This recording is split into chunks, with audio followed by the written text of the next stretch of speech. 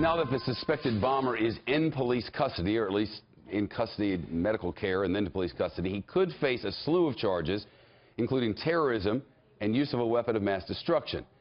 Speaking of Fox News legal analyst Mercedes Colwin, he shot at cops, too, apparently, so there's that. There's that. That's the assault. That's up to 20 years. Then you've got the use of mass destruction, of weapons of mass destruction. That's up to life in prison. You also have the New York City bombing, which is also up to 35 years. So, frankly, if he is convicted of all charges, he'll never see the light of day. Criminal court, right? Court. Not some kind of terror weirdness. Exactly. Yeah. It'll be in criminal court. It'll be federal court because there are federal statutes that have been instigated. Most of it is because he's traveled. He traveled from New Jersey to New York City, and that's why the federal jurisdiction will step in. So that's why the FBI is involved. Exactly.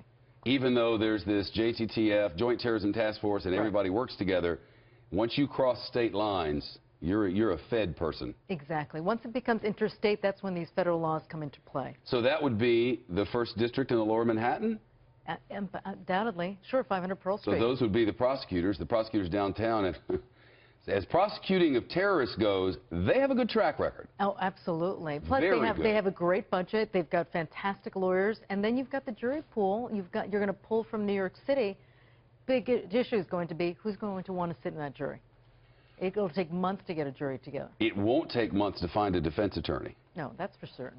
Everybody wants to defend this sort of person. It's part of what you agree to do when you sign up for the job.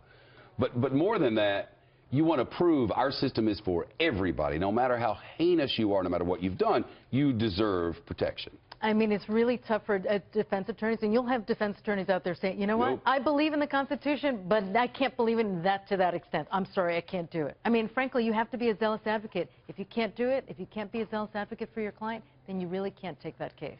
One thing, when you put a bomb in a dumpster, right, and you put shrapnel in it, which is designed to cause maximum harm, is it a foregone conclusion? Can you jump to he was trying to kill people, whether he killed them or not? I mean, absolutely. Yeah. That's what they're going to say. They're going to say, let's see what this bomb, had it detonated, what would have been the harm.